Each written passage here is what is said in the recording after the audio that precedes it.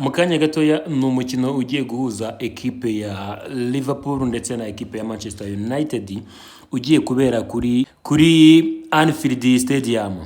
Uyu mukino reka turebe head to head ni ibiki byagiye biwuranga ubundi. Aya makipe yombi, ekipe ya Manchester United ifite ibikombe 20 naho Liverpool ifite ibikombe 19. Imikino aya ma ekipe yagiye atsindana, ekipe ya United yatsinze imikino 29 naho Liverpool itsinda imikino 20.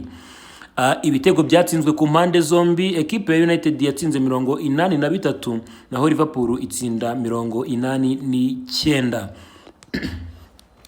Abakinnyi batsinze ibitego byinshi muri izi match ni Mo Salah uyoboye na 12 naho Wayne Rooney n'ibitego 6.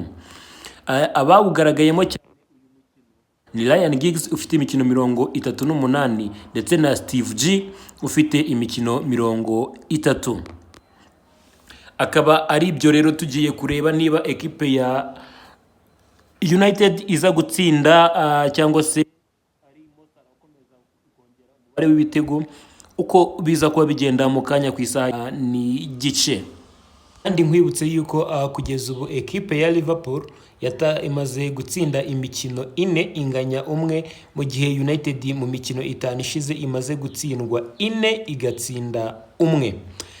Nkwibutse yuko ekipe ya Liverpool iyoboye urutonde rwa shampiyona ku mwanya wa mbere naho n'amanota 45 naho United iri ku mwanya wa 14 n'amanota 22.